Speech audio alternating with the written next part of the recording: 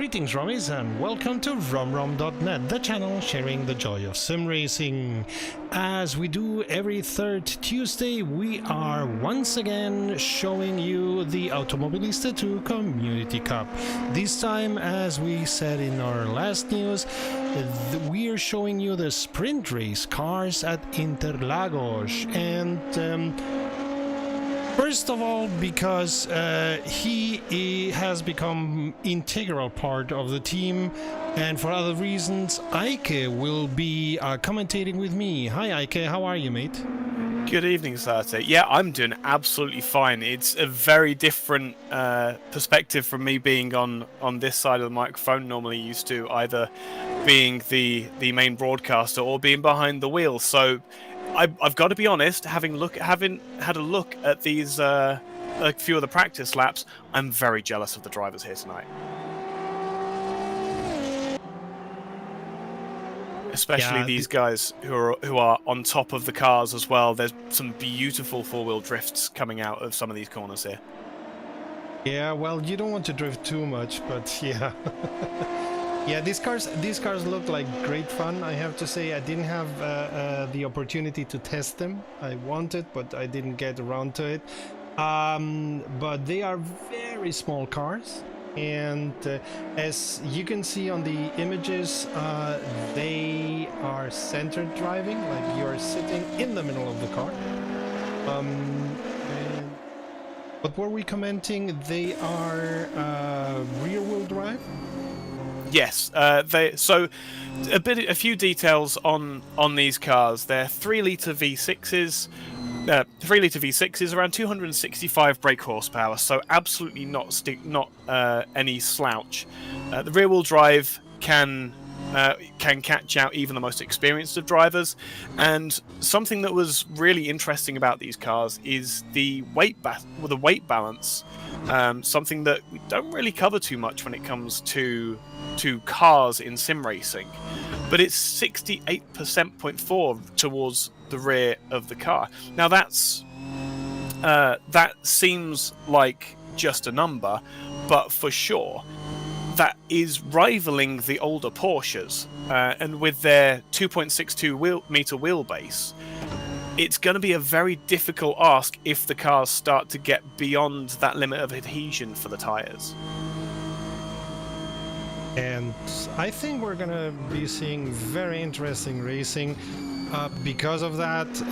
We've seen a lot of slides during the practice session, but of course the practice session, that's what it is for. So yeah, we'll have to see how these drivers deal with this car, and if Drew is gonna be once again the master also of this car.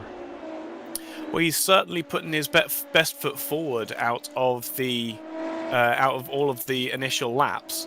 The number one car there, absolutely faster than anyone else at the moment. I can see Pronage is dropping into the pits already. I would assume that is for a new set of boots after he's flat spotted the first set. Very, very easy to do. I didn't actually see if they have ABS on these cars. Oh, that's a good question. Yeah, judging by the lack of lockups that we've been seeing, again, that weight balance absolutely will wreak havoc with your grip levels. And we were seeing, again, it's another one of these things that we've been seeing, a lot of oversteer going into corners, which implies that the drivers are having to have their brake bias a little bit further back. So, with Serta dealing with some of the admin, anybody who has heard me commentate before knows that I love to do a full lap on board while in qualifying, just to give you a lap guide of in any particular car. From my Assetto Corsa Competizione streams in the past, this is a full lap of the Interlagos circuit on the brakes in towards the Senna S. Second gear in these mighty machines.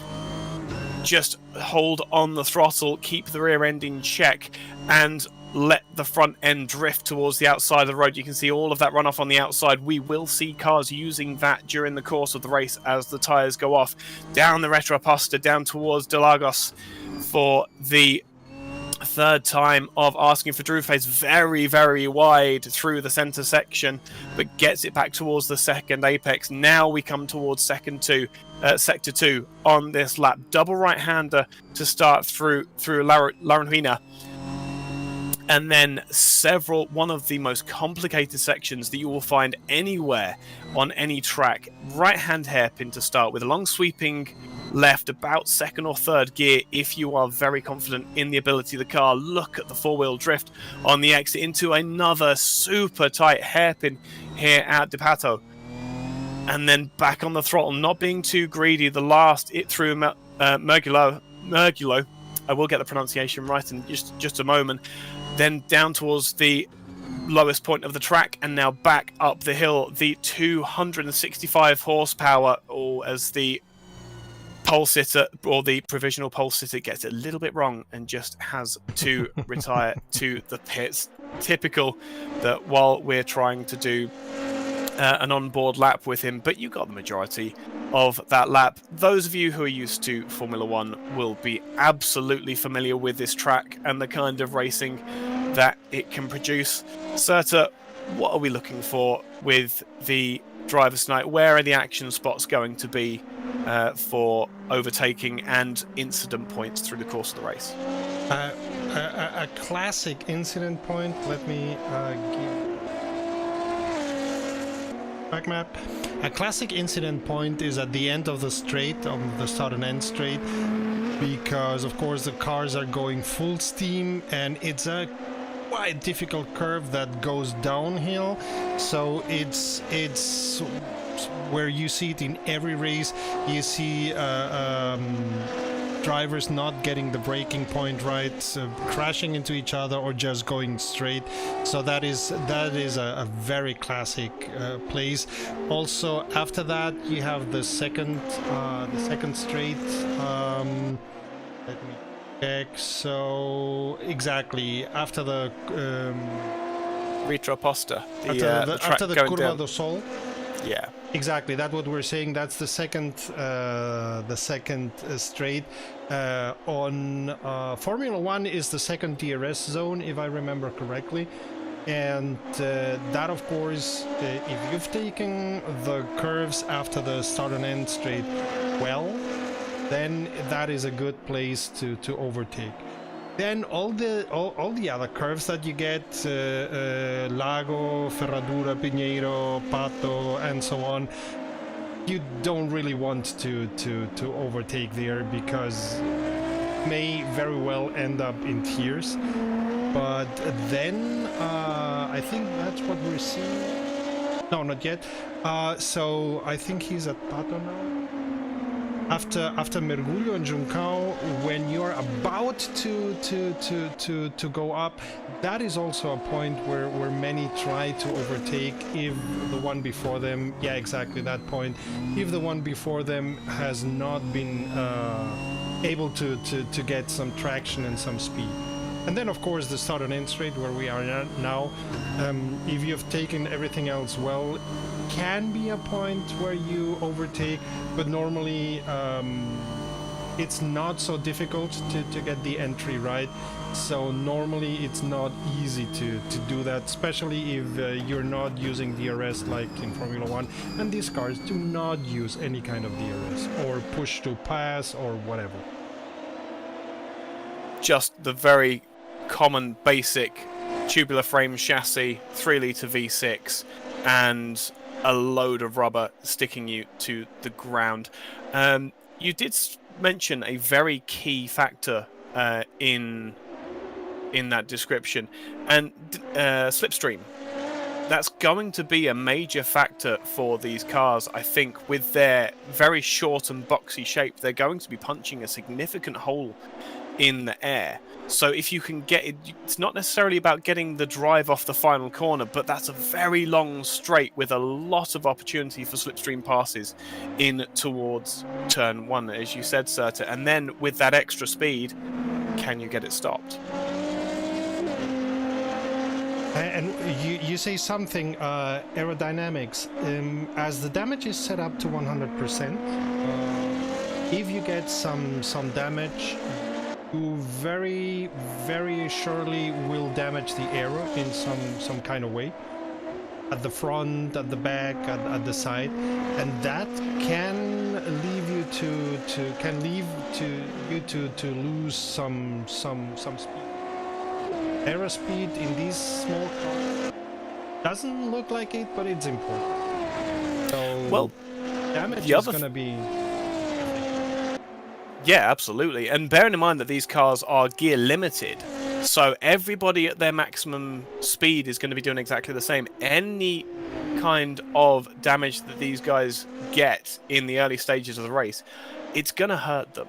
Because a pit stop isn't necessary to get to the end of this race. It is, however, an option. I did notice in the documentation that we've got that there is an opportunity to stop, change tyres, and the delta between the two shouldn't be that great. So if you're finding that you're using the tyres a little bit much by the time you get halfway through the race or so, it's not the end of the world if you do drop into the pits, get a new set of boots on, and use that fresh rubber to pull yourself back. It's going to be the harder way to do, but watch out for a couple of the drivers who think that they have the pace, making those pit stops around halfway through the race, trying to get an advantage over their opponents.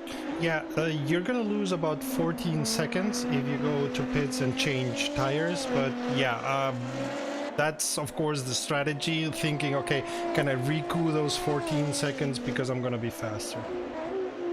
Before we go into the race, I would like to show where we are right now with the drivers. In the whole Community Cup, Drewface is at first with 105 points after 4 races. Johnny B, also from the Curb Clippers, is at 93, so not that far away.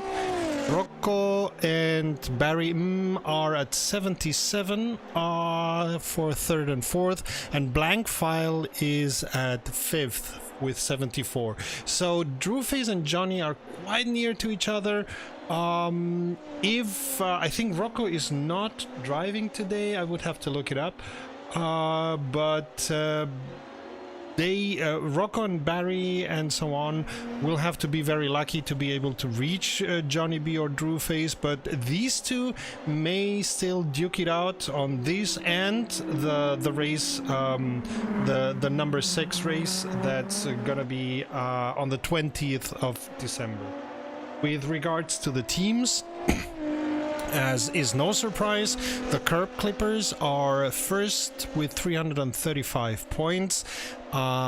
AMS Unofficial are at 260, and I know it sounds much, but remember that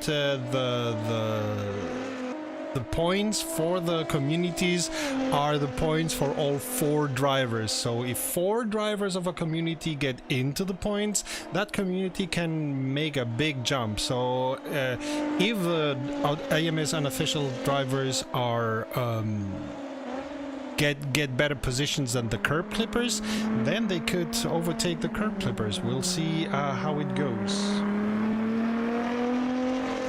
So all still to play for. There's 2 rounds to go. Do you think that the AMS2 official can actually materialize on that promise of points? Curb Clippers have been very consistent in making points, have been very good in driving, but for example, last race at the Glen, they didn't make that many points, and that helped AMS Unofficial get better positions. So normally I would say yes, but they've been not that good. They were not that good at the last race, so we'll see how it goes. So certainly plenty to fight for with 2 rounds remaining. And for that, you did remind me to remind you of something while we were in qualifying. I can't remember what that is now. I know that this is an open invite series. Absolutely, exactly. So And there's a key we reason. still have a minute. So as we were saying, this is the 5th of 6 races. So with the next race, the first season is gonna be ending. But if you're interested in racing with this year, if you want your community to be the one to kick the curb clippers out, you can do that. Just write to Jim at justrace.net. I'm gonna be writing in the chat the address too, because second season is being planned. They are already working on the second season, and we will be broadcasting the second season of this incredibly interesting cup. Here, live on Vroom Vroom. I assume that's going to remain the same. But the drivers are lined up then. We didn't get to run through the drivers, so we have a few moments before they get running. Drewface will secure that pole position. It was by about 4/10 in the end, so potentially Drewface taking the best advantage that he can from the beginning, but he's not infallible. We found that out last time out at Watkins Glen. While he has a lot of pace, he can make mistakes, and the rest of the drivers will absolutely be hoping that he can make a similar mistake today, so they have an opportunity to take some points off of the curb clippers. Blank file alongside will give him some team backup. We're flying Hawkick from RPM with Thomanoidis in 4th. Very much the two drivers at the top. AMSU for Bear McGridge. These names are names for sure. With Johnny B alongside for row 3. Evil Noodle starts from 7th with Turn in 8th. Who is BM? Barry M. Ah, perfect. Barry M will start from 9th position with McCarry in 10th, and you can see the rest of the timer screens there. The revs rise for round 5, and that is a jump start from the 28, if ever I did see one. Absolutely.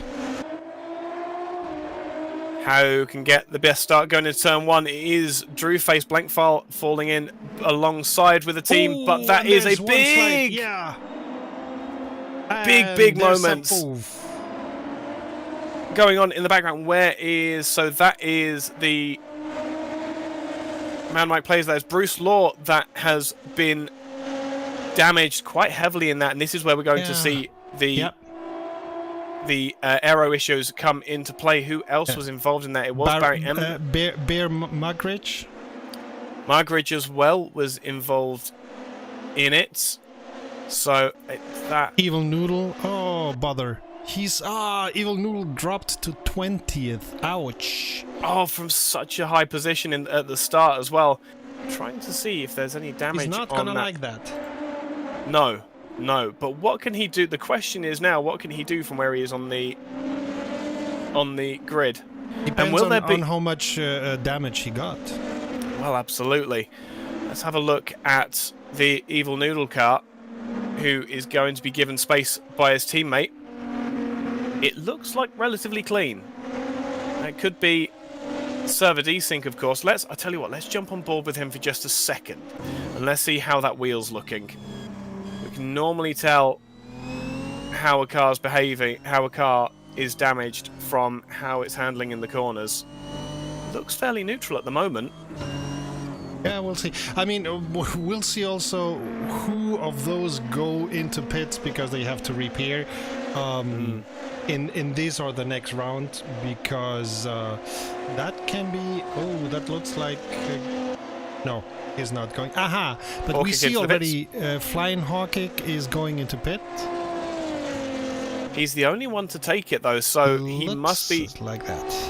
The only one who has suffered it enough to have considered it worth pitting. Yeah, he really is the only one who's decided to pit. So the rest of the drivers at least are going to live with the damage until they can get in towards some kind of usable pit window. Barry M is another car who was involved with that. I'm just trying to see how much damage there is on his car. One who's profited from that incident has been Johnny B, who is now on third.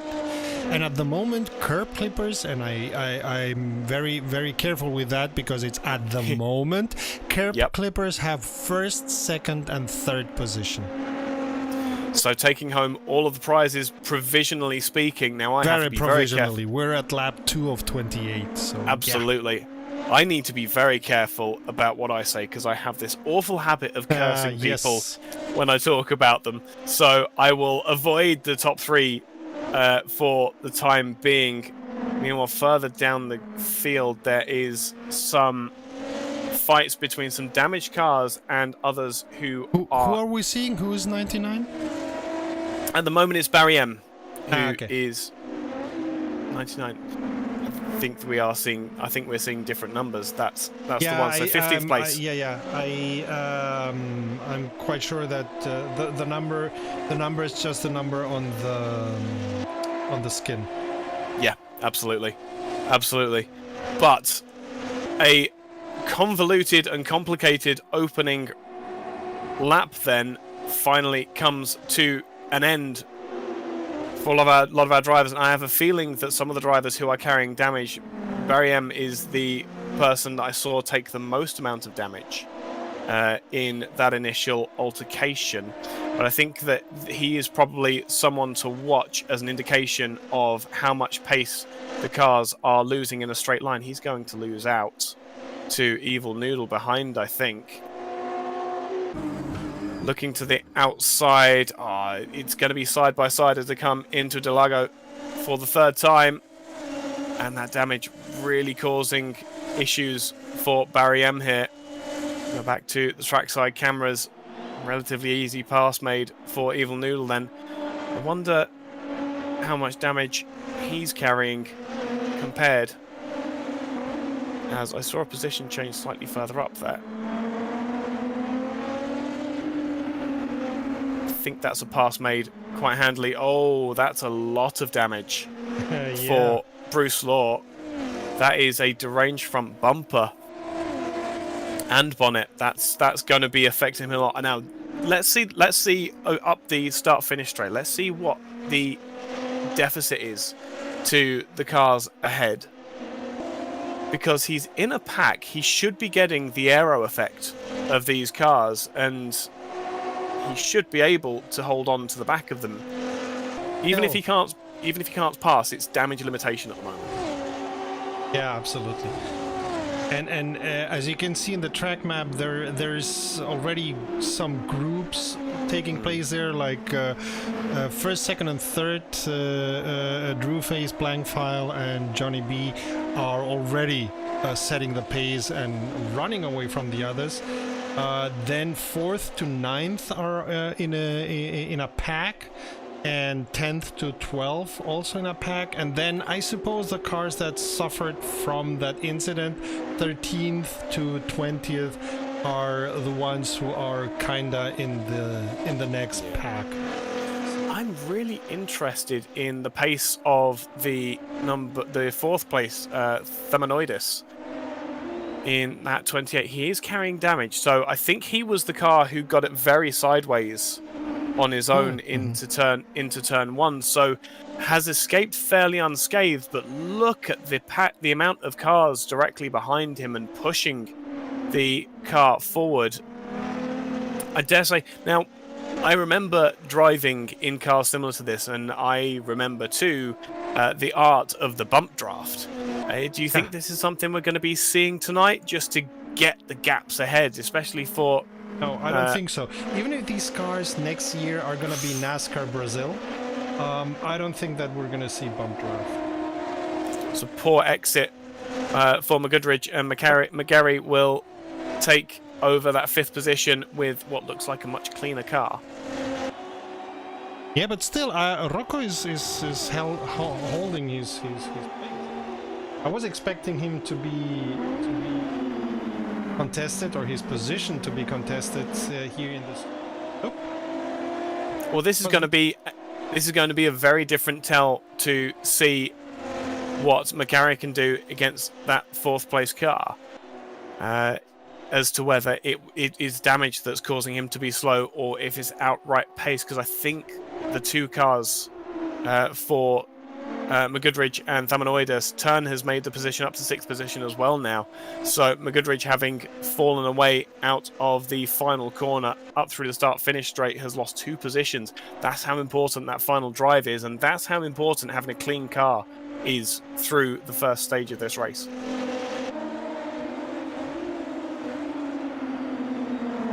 What else do we have? I can see 10th, 11th and 12th together. Going sideways there. Big sideways moment. So this is where the tyres are going to start giving out, especially if you're carrying damage. If you've had a big sideways moment in the opening stanzas, you're going to have significantly worse tyre life. And it comes back to that thing that we were saying during qualifying, where some of the drivers will be testing the waters, will be trying that strategy to get the clean car, to get the fresh tyres on, and see if, given the opportunity to run in some clear air, they can't make up the difference.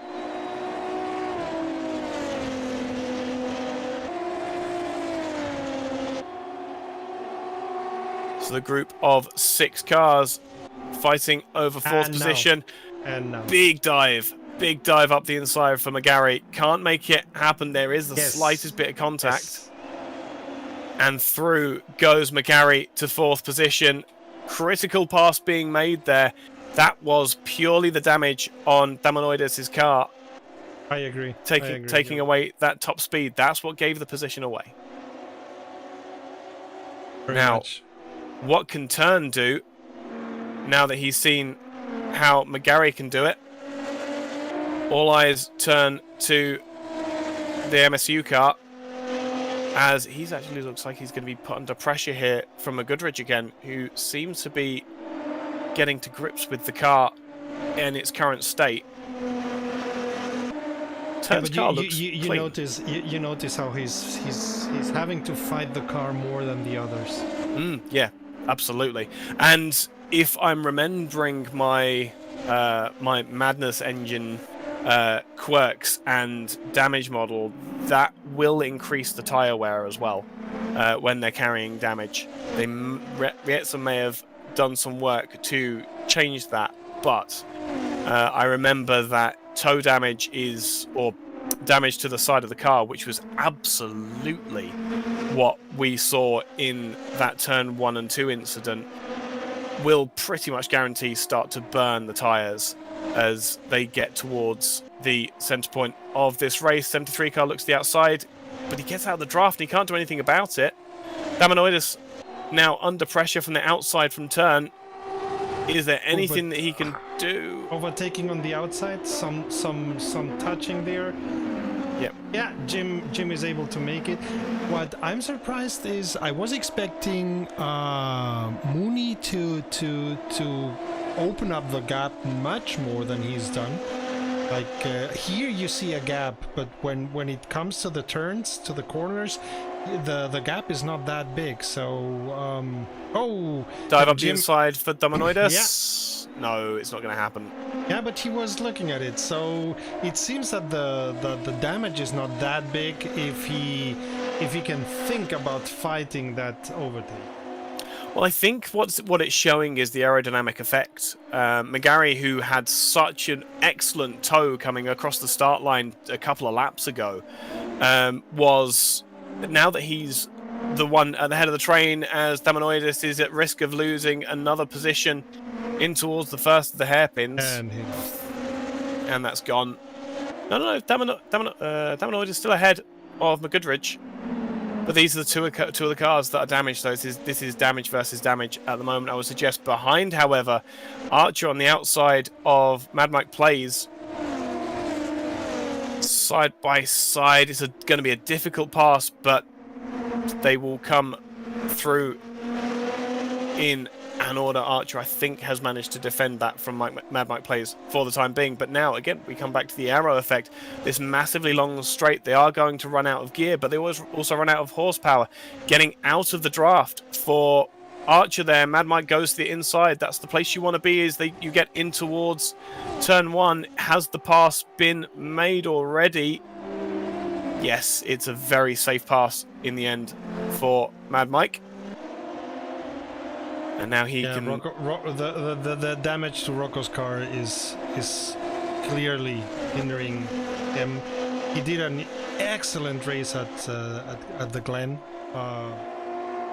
time, but here you see that the damage is not letting him get the pace that he's able to and that he would love to have. Yeah, absolutely.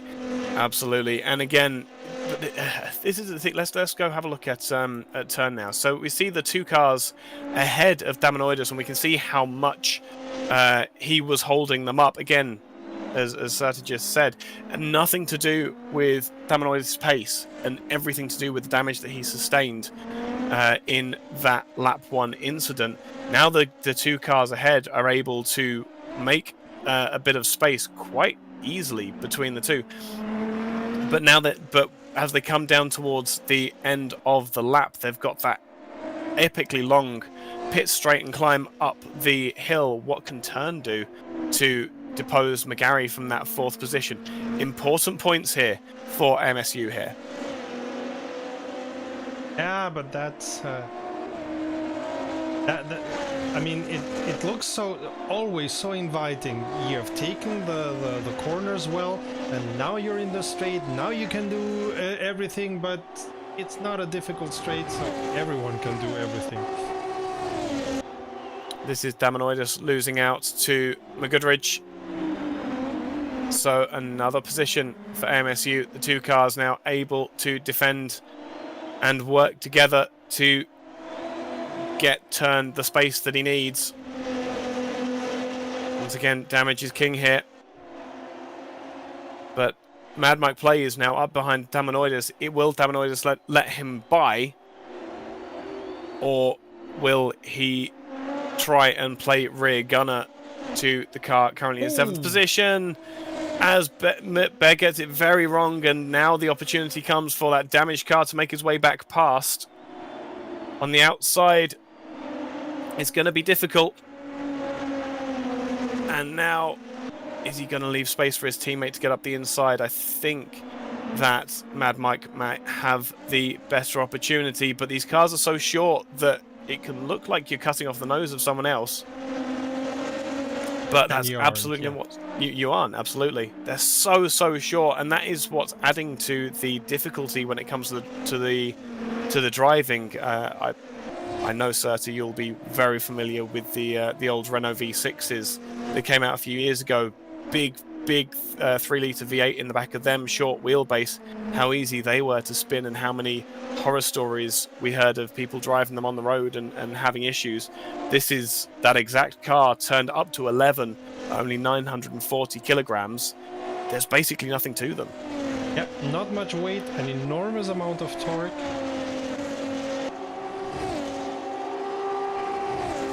What a race we're having at the moment. Radar on for this one. I totally agree. Archer just backing out from the possibility of an overtake. And what is that? Damanoidus. Damage. No, that wasn't. That was Damanoidus. That was Archer. Okay. That was Mad Mike, sorry. So, Mad Mike with no damage, still having issues with the rear end. Now, I'm surprised to see the mistake there. I would expect might to have see... been a momentary lapse, because that's not a place where you normally... No, that's what I was thinking. That's precisely what I was thinking. The 4th and 5th place cars of McGarry and Turn have left this little gaggle behind. Let's have a look at the battle over 10th and 11th. Bruce Law and Mugoti. I'm going to rely on your expert pronunciation. Well, these are all pseudonyms, so call it whatever you want to call it. Mugoti, absolutely. Yeah. I apologise in advance for any of these. Mugoti, so Mugoti. Oh, Mugoti. Good grief. Speaking of Mugoti, I really should have got one of those. Typical Brit I am. I'm awful. So Mugoti was looking to make progress in towards the 10th place car of Bruce Law, but he just backed off through that through the end of the second sector. I don't know if he's got the straight line speed to be able to make the pass. He's certainly closing up, and that is damage on Bruce Law's car in front. Into the pits for Bruce Law then. Yeah. Now, this is what I was expecting to see. We're approaching. We're not at the halfway point yet, but we're within a couple of laps of the halfway point. Now, Bruce Law is taking the penalty now, but the drivers who don't pit are going to be finding that their tyres are going to start to fail them later on in the race. So, with that damage that Bruce Law had, it's a very different type of race that Bruce Law is going to have to be racing now. Whereas the rest of the drivers that haven't pitted are going to be trying to pace their tyres, pace their fuel, pace themselves in reality. Bruce has basically gone, I have damage, I'm going to get it repaired. He's out of the pits already. Let's see where he comes out. Right at the back of the field. And now with quite a bit of progress to make up, that looks as though that damage hasn't been repaired. That could be desync, however. Sometimes, unluckily, sometimes even if the damage has been repaired in pits and you don't feel it as a driver, the graphic damage is still shown by Automobilista too. Yeah. Unluckily. Yeah. It's a known bug. The developers know it, but it's on lower priority than other stuff for them. Well, absolutely. Understandably. The assumption can be made that Bruce Law currently has a good car underneath him, and I dare say he locked the brakes there. Yeah, fresh tyres, no tyre warmers.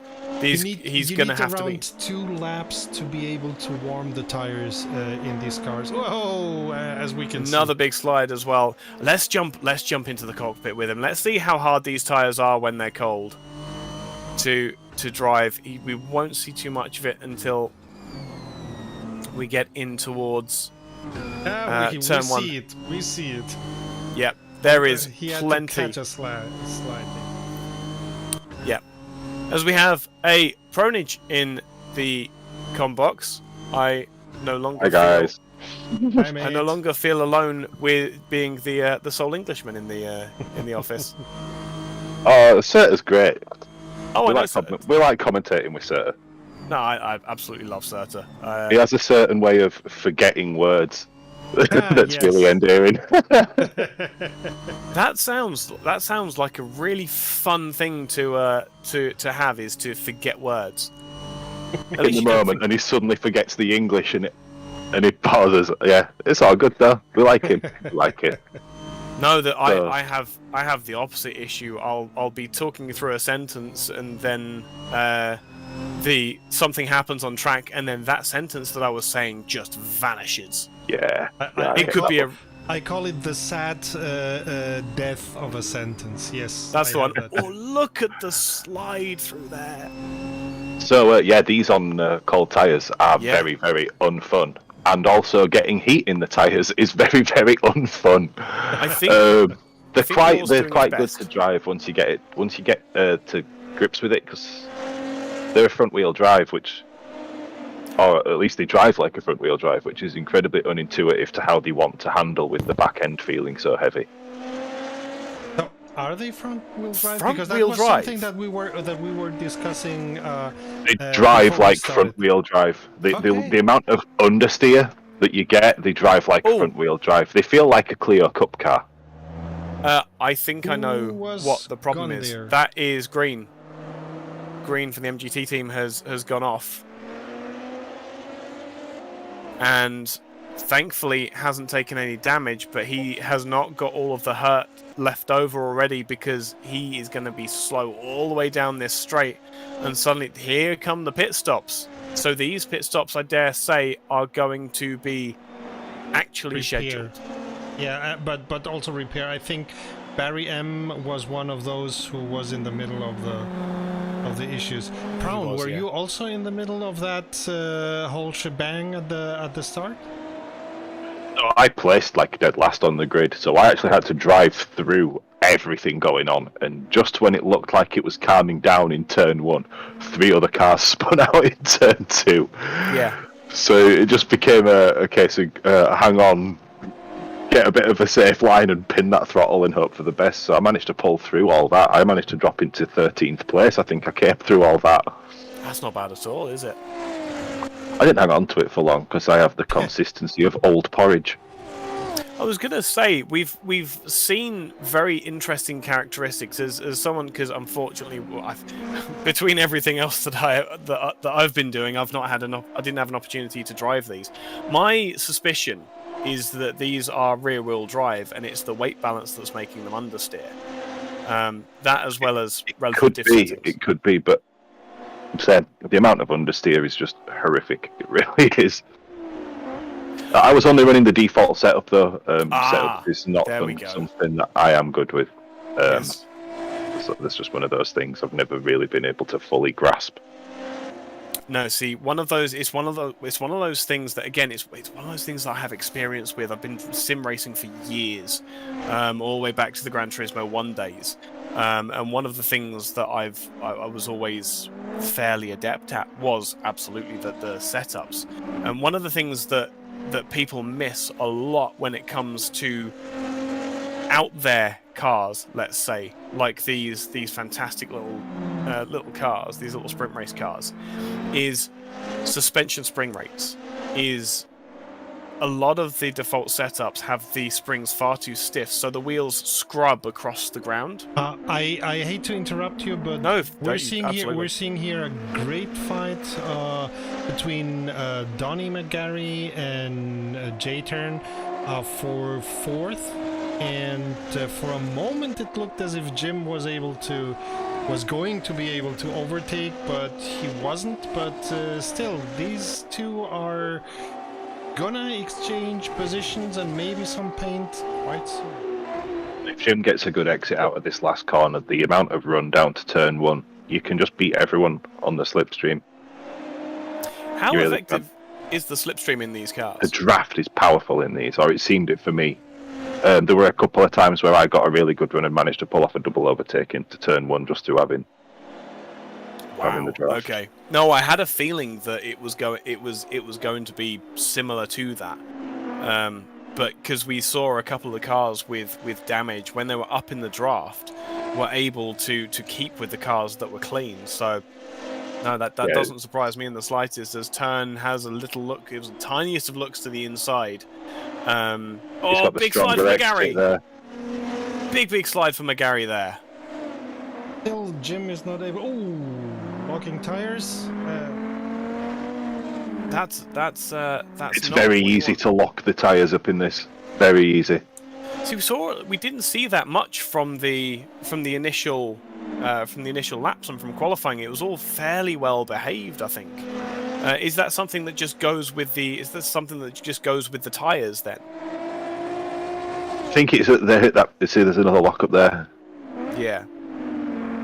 There's like a middle point in the temperatures where they feel more prone to it. Because when they're cold, the brakes aren't there.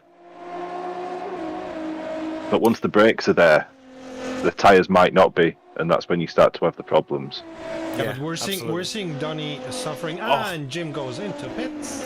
Strategy call. This massive strategy call and a big gamble by Turn being played here. There is an opportunity for him to reclaim all of the positions that he might lose doing this pit stop, but he's going to have to be right? Absolutely, but he's going to have to be on it, and he's going to have to use every tool at his disposal now. He can't afford to have a single mistake from here on out. Well, we're talking Jim here, so yeah. While I have watched the streams, it's a very different thing to actually be involved and commentating them. Oh, Nessie dropping into the pits as well. A lot more people taking the pit stops than I thought that were going to happen. This is fantastic. I think they have to go into pit.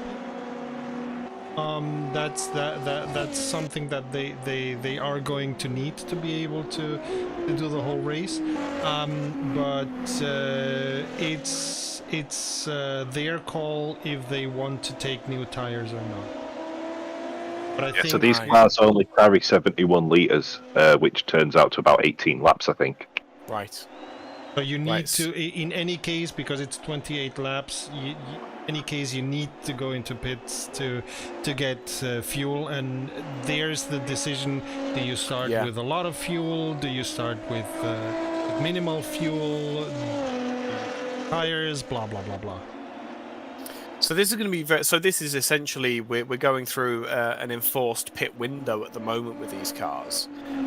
As you say, with 18 laps to go, we're going to see all of these gaps close right up again. Speaking of close right up, nope, the timing screens went a little. They are a little bit off, aren't they? Yeah. That's really frustrating, isn't it? So into the pits for Archer and Raptor. I would love to have timing screens directly in Automobilista too that you can edit, and it's something that I've put up to Reza to change. But again, their broadcast system is not the highest in the priority. Who are we seeing now? Who's eating up the gap? We're looking at Evil Noodle, who's looking up the inside of Bruce Law, who's got a lot of damage on his car still. Well, that's why he was able to overtake like nothing. Yeah, have a look. Was that Mad Mike? No. So Raptor's leaving the pits now. There we go. So that's Raptor NL that is leaving the pits. Evil Noodle is coming through turn 1. Is Mad Mike play? No. We've got a mystery car in there. Is that? One moment. I'm very sorry because obviously I don't have the right skins. Who is that is just behind Evil Noodle? Behind Evil Noodle, that should be Raptor. So it's Raptor that's just come out behind the Evil Noodle. And then there's that car in the background that has a lot of damage, to me anyway. That's Mad Mike, I think. Is that Mad Mike? No, he's further back. Ah, okay. And he's got a clean car now. Yeah, this is there a blue flag? I didn't see a blue flag. Oh, there we go. It's green. In 16th place. Look at the amount of damage on the front of that. That is a massive incident that has gone on elsewhere for that car. Donny, Blankfile, and Bear Mugridge are in pit. Yep. This is going to play well for Hawkick, who will at least temporarily gain some positions through there. Now, how long before the leaders come in? I can see Drewface. According to SimHub, they were already in pit, but I don't think they were. Drewface came through the pit. Okay. Just came out as Donny and Blankfile came in. Right, absolutely. See, this is the advantage of having more than one set of eyes. I've not had this for absolutely ages. I'm loving this. Well, on top of that, I'm just watching through the actual stream feed, so I'm on a little bit of a delay. Right, okay. So what you guys are saying, I'm gonna see in Excellent. about 10 to 15 seconds. Oh, fresh tyres. Oh, fresh tyres for Archer. And going wide. So, but he's trying to attack. He's trying to do what so many drivers have done in the past and go around the outside through Interlagos. Yeah, but the outside is not a good place. Well, ooh, that's a big dive over the curb. Yeah, taking the sausage the hard way. And he got it wrong. There we go. Easy pass in the end. Just wasn't able to keep the car in towards the apex there. It's not over for McGoodrich either, because that is Damanoidis behind as well, directly behind and pressuring for that position. So, but here's the thing is now McGoodrich is going to have the opportunity as Damanoidis gets very wide. So McGoodrich might be carrying damage still, but he's got the car in front as a pull, essentially, to help him keep that position from Damanoidus. So Damanoidus has got the draft, but they're going to run into gear issues very, very quickly here. Going defensive for Magari, they'll come in towards turn 1. Big lock up for... Big lock up for... yes, and across the sausage curb. Because, yeah, exactly. We're doing the best of Sao Paulo crashes here tonight. The tiniest of instances. I'm sure we've seen some other drivers do that recently. I'm not going to name any names though. much better racing here. Brown, let me know. But I suppose if you're saying that the draft is so impressive when you're behind one, I suppose when you're behind 2 cars, you really do feel it. It does. Yeah. The double draft is strong with this one. There was a few points where I was coming through behind Rich and Roy, and it felt like I'd hit the RS. It was very, very strong. Yeah, it felt crazy. It was good. I liked it. I was going to say, that sounds like... And were you running out of gears coming up the start-finish straight? That's the key question that I need to know.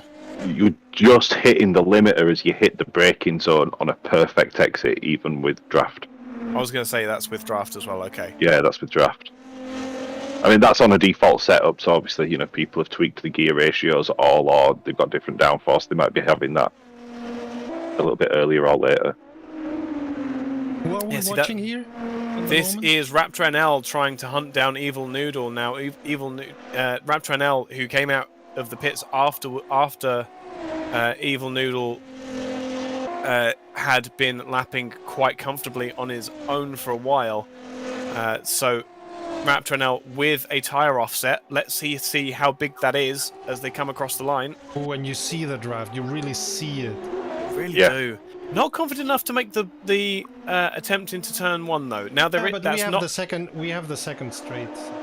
I was going to say it's not all over yet. Evil Noodle isn't safe by any stretch of the imagination because we have this extra straight where these guys are going to be hitting pretty close to their VMAX, I dare say. But he jumps out of the draft. I've got to say, there's a lot of jumping out of the draft, not wanting to make the attack, saving up the position. A lot of very calculated driving going on here tonight. As he has a look up in towards Ferradura. That's there's a reason why we're watching the battle for 10th and not the battle for 1st, because... Well, we go where the fights are. No, absolutely no. What I was saying is, you're saying he's not very tactical in his approach. That's why he's at 11th position and not at 2nd. Oh no! I was saying that it was very level-headed of him to not go for the attack in towards the center S. You can see he's taken a super wide line here. Now he's going to have the car a little bit straighter, and that meter or so that he's going to be able to have the throttle down. With the draft, he's going to be able to look left, look right, maybe have a look towards the outside, but it's not the place you want to be. Tucks back up underneath the rear wing. Now, Evil Noodle is going to be going defensive this time by... Look how tiny these cars look by comparison. In towards turn 1, Raptor looks towards the outside. He's on the brakes right up against the white line. He's given as much space as possible. Gets it very wrong, and he's going to have to gather it all back up and try again. But you see, he wasn't confident that he could make the attack, and so he held off. He stayed up underneath the draft. Really, really heads-up driving by Raptor here. Like, if there's anything to take away from this stream, this is an absolute lesson in how to drive offensively. No silly dives, no outbraking himself other than turn 1. But then he was on the outside anyway. I think that he might have been detected as being on the grass slightly. That may have been the thing that caught him out.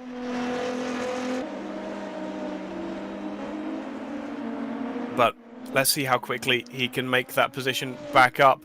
There is a fight going on over 6th and 7th as well. Magudridge up behind Dabanoidis. Back to this fight over 5th, 6th, and 7th, and it is Thamanoidus that has found himself some pace in the centre of this pack.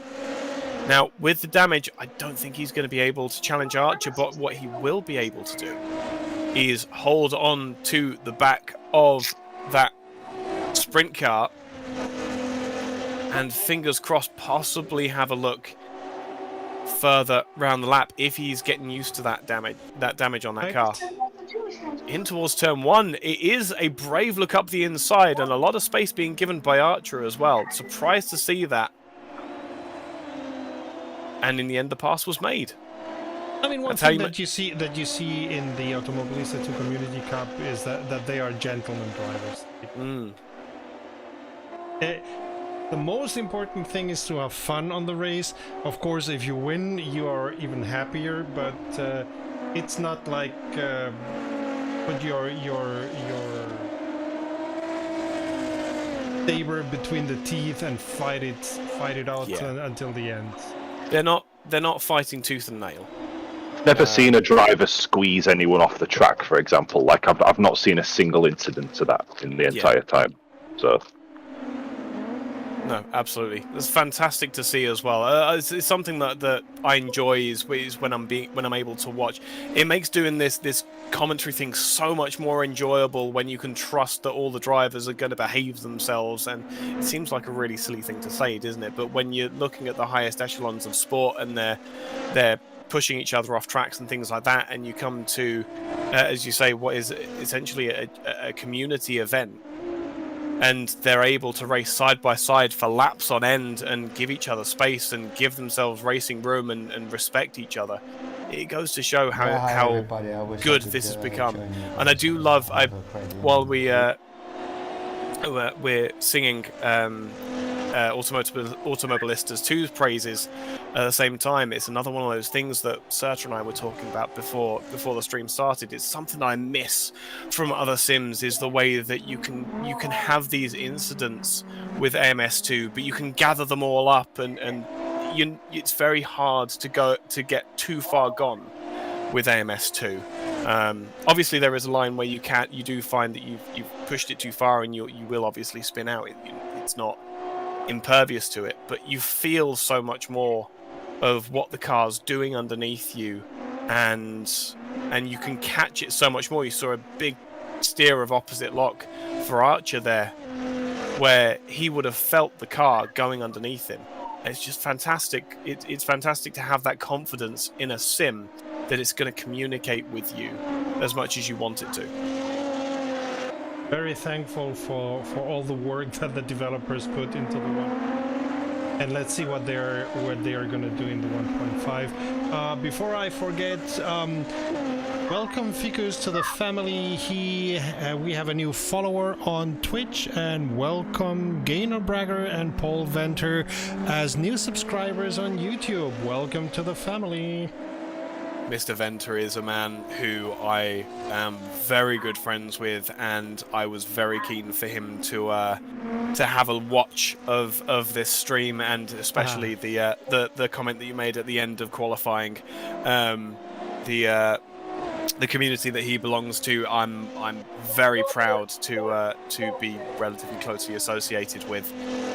Good friends with a lot of people there, and they're fantastic guys.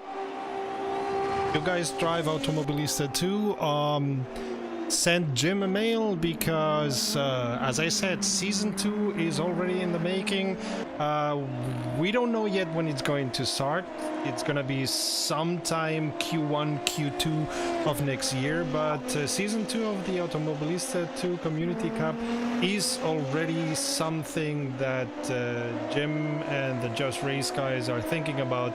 And I hope that we're gonna get even more communities, because these races have been excellent. I mean, this is only one example of a lot of excellent races that we've been having. They're all very good. The driving is fantastic, and all the combinations of cars and tracks are a lot of fun. Yeah, and the best part about these events as well is they're all live streamed, and the benefits of streaming on YouTube, of course, is that they go straight to videos on demand. So just in case you had any doubts about the skill of the drivers, the honesty of the racing, you can go and look back at all of the previous races and say that we aren't just breathing hot air here. By the way, the next race in the Automobilista 2 Community Cup is going to be on the 20th of December. Very short before Christmas. And it's going to be the very, very, very, very, very classic. Let's see if you're able to find out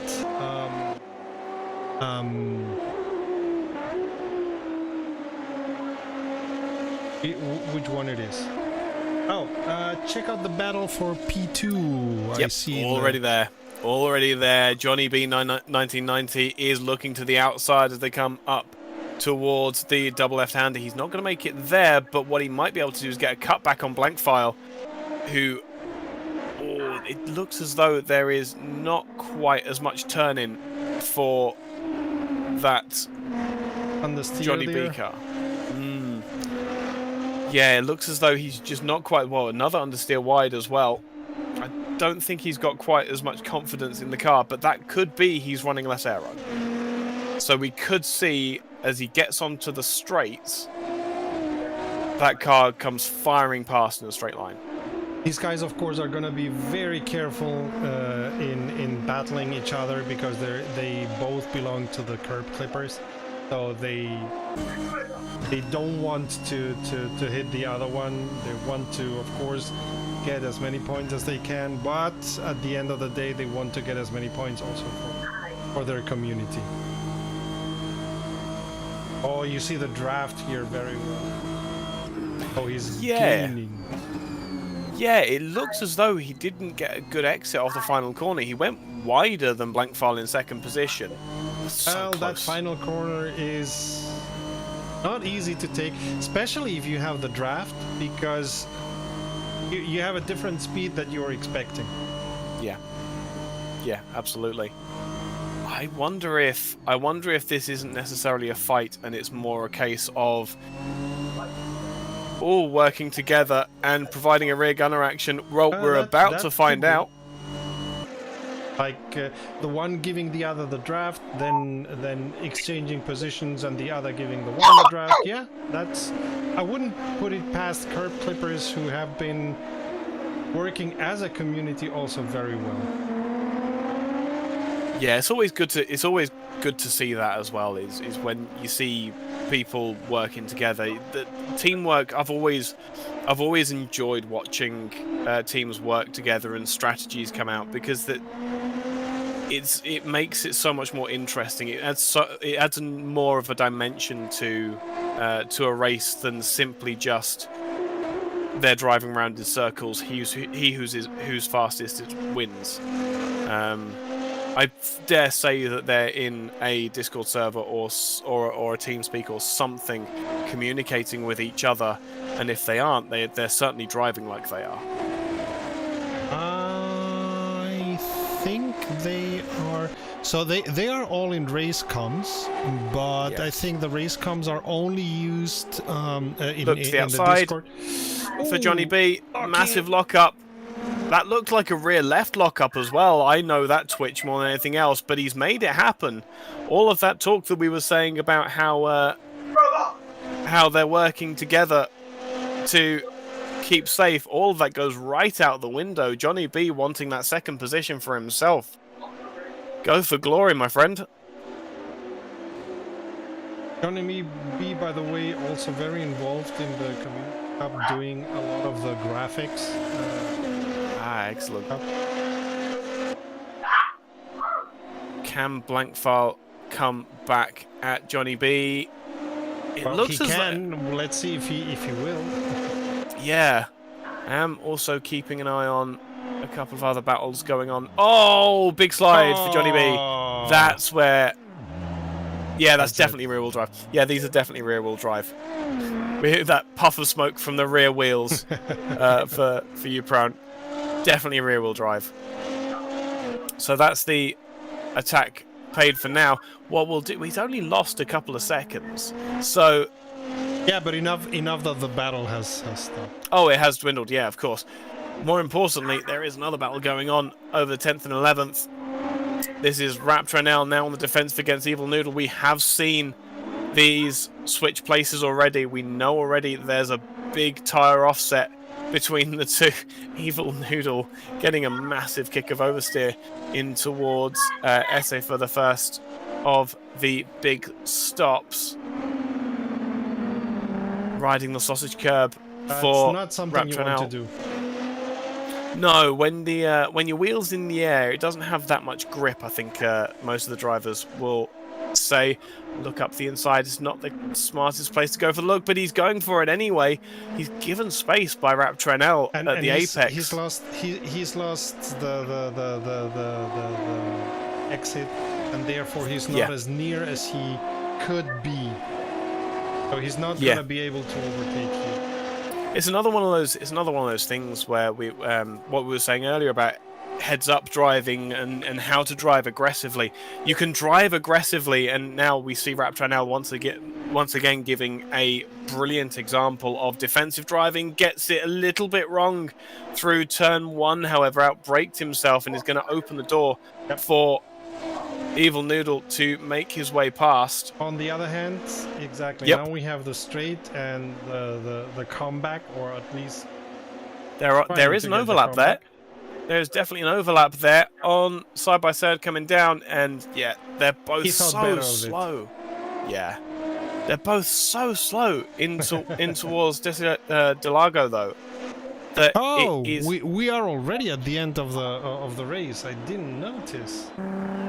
Well, it was a dominant victory in the end for Drewface. I'm not sure how many of us were expecting any more, but that explains for sure why that was such a desperate dive for Johnny B to make the position in the end.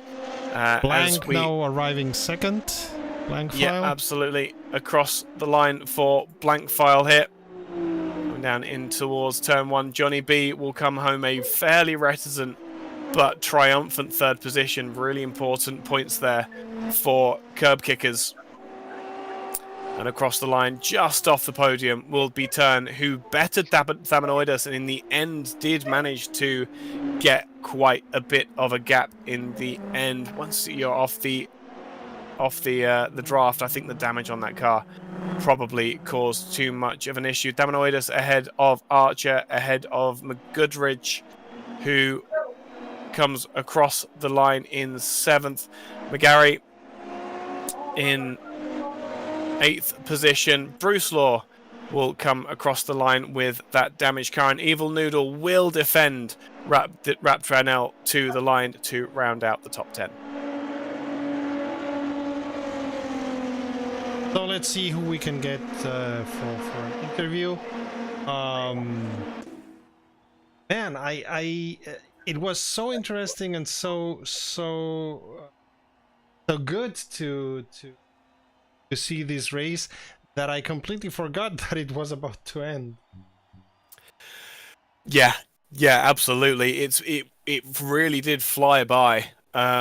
Even with the amount of incidents and occasions that we had. Mr. Turn, Jim Turn, first of our drivers, not on the podium. How was that for yourself this round? Oh, that was very stressful, but I was just popping my head in to say, who would you like me to draw in for an interview? I'll come back in a moment, but any drivers you want, and I'll bring them in. Let's start with the first three, Drew, Blank, and Johnny, but also get Rocco, Evil, who are the ones fighting? Evil Noodle and Raptor NL, please. Yeah. So first the Rocco, Evil Noodle, and Raptor. Back in a moment. Yeah.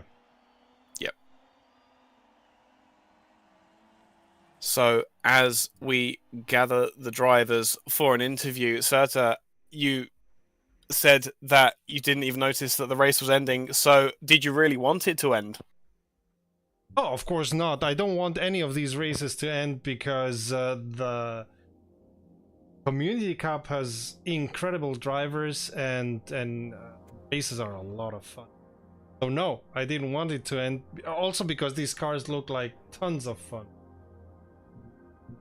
Yeah, absolutely. They are the most interesting of balances as far as the cars are concerned.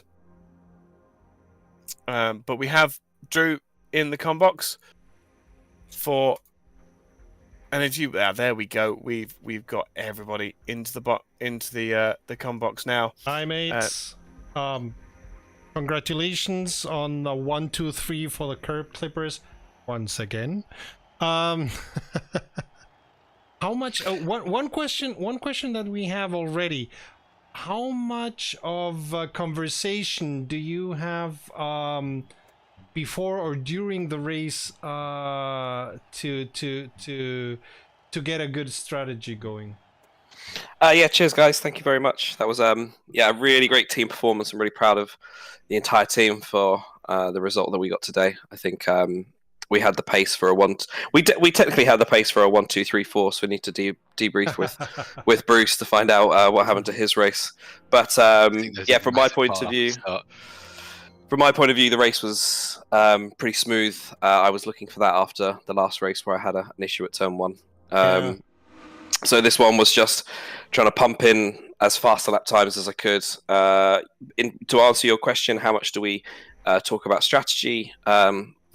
Unfortunately, in the race, we're all in a communal combox, so we can't strategize during the race. But prior to the race, we talk a little bit. We want to look at what potential strategies we could go down. And for this one, there was 2 distinct strategies. There was the fuel save option to try and shorten your pit stop, or there was the go all out and try and make up that time with pace. And I decided that with my pace, I could make up the difference over the saving that you would make by fuel saving.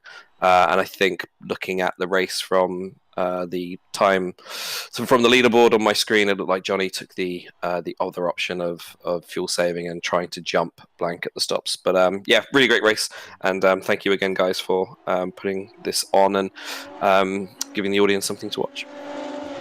Oh, absolutely. But these races are so much fun that we love to give the audience something. Because you guys are giving the audience something to watch. Well, we try our best. Yeah, we try. I was going to say it's something as a newcomer to this series. It's been excellent watching the amount of gentlemanly behaviour, especially on the track. You guys really do hold a torch to how good sim racing can be and how gentlemanly it can be as well. Blank, to address you for just a second, that second place, great points for the team. How certain were you that you could keep Johnny at bay? I mean, yeah, before terribly. he could pass To you. be honest, you guys might think we have team orders, but we really don't. Were you listening to the stream? That's exactly what what I postured, is that perhaps you were in a separate team speak at the same time, so that you could strategize and decide which order you should be driving in.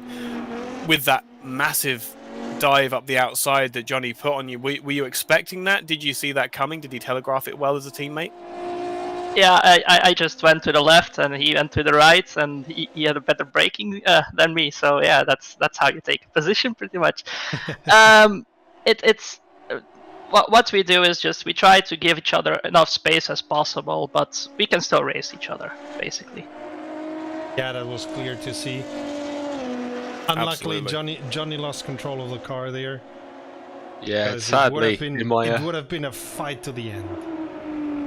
Yeah, sadly, in my efforts to get around the outside, I think I probably locked up all 4 wheels, and it absolutely destroyed my tyres. So I knew they were pretty dead at come turn 4, and then just braking for the hairpin at the rears just went early, and I just knew there was no saving it. So I thought I'd rather than try and save it and end up making a fuss, I just let it go, roll off backwards so that there was space for Blank to go up the inside. Very mature. Unlike me at Daytona. Yeah. In any case, basically. congratulations to you three, and Blank and Johnny. Thanks for giving us such a fight. You may or may not have heard, but I was completely surprised when the race ended, because I didn't even notice that the time had passed already. Like, whoa, wait a minute, somebody already went through lap 28. What is happening here? So thank you very much, and congratulations once again. Curb clippers are off. Thanks, guys. Appreciate it. You've cleared three of the four potential top positions from this race. You must be feeling quite confident for the championship. I think we have it, don't we?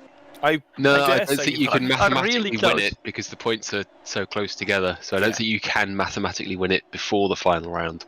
No, I think so long as we enter 3 cars to the final round, we've got it. Yeah, I was going to say, I didn't think that mathematically it would be a certainty as yet. But you've got, I think it's fair to say, one hand on the championship at this point. Well, the last round is a competitive round. Spa and GT3, I think it's the cars that probably most communities are comfortable in. I expect it to be the closest round of the season. So I'm not saying anything until the end of the final race. You sound like a very, very wise man. Curb kickers sweep the podium in Barcelona, in Interlagos, then in Brazil. That's where it was. It started with the same letter. Gents, you put on an absolute masterclass today, not only in pure pace, but also in attacking and defensive driving. I hope that you look forward to watching the stream back. Cheers, guys. Thank you. Have a nice evening. Cheers, guys. Yeah, good evening, man. Alright, so we have Raptor and Evil Noodle, and I wanted to talk to them because they had a long battle. How did that feel? Sure did. Very hot. It was very good racing.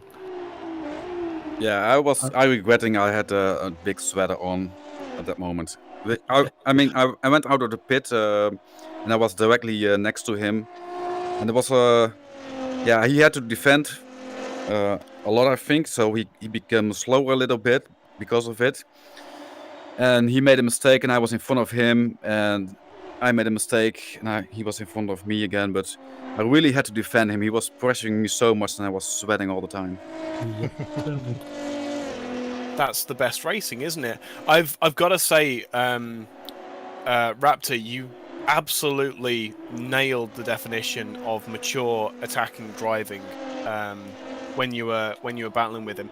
Excellent display of both car control and maturity to not attack when you couldn't absolutely make the pass for certain. How is it that you were judging that just off your experience? Yeah, I've did a lot of crashes in the past, so that's one reason. But also I think I just sometimes move next to another car so he can see me in the mirrors, and I hope he starts to defend. But in my head, I don't want to pass him at all in that corner. Just take some pressure into so he makes a mistake. And then to Evil Noodle, did it work? I think that's the main question. Yeah, well, you're looking where he is and what he's doing, and you can easily miss a braking point or anything, can't you? I think along the same lines, trying to put the driver off into that corner to line up for the next or the one after, possibly to get them on a straight or something. Yeah, absolutely. In that battle, you did win out in the end, but I think that was more of just a curse of the circumstances more than anything else. We could have watched you two battling away for another 10 laps or so if you had the fuel, of course. It was fantastic to watch you two going at it, and hopefully we see a return to that next time out in Spa. Yeah, well, it was a very close battle and very fairly fought, and very good, Raptor. It's what we come racing for. Yeah, and I enjoyed it so much. I don't even care that he passed me in the end. Yeah, of course, a little bit, but the battle was more important than and fun than to be in front of him per se.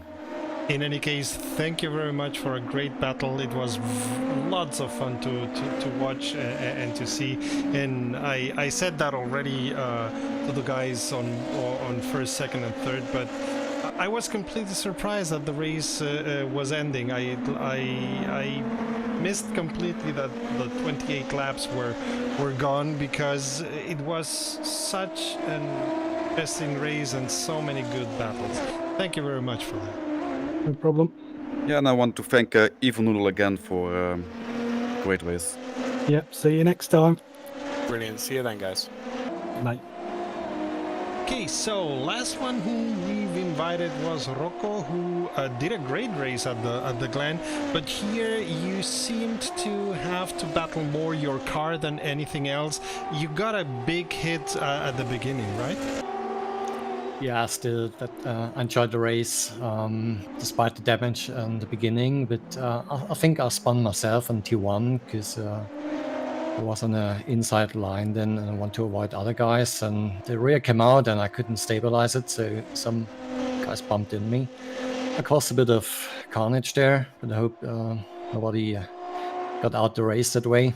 Yeah, so, and I had the damage, had to take it to my pit stop, and I lost like 1.5 seconds per lap, which was pretty annoying. So I hoped for a better position, but in the end it was P5, so I'm pretty happy about that. I mean, yeah.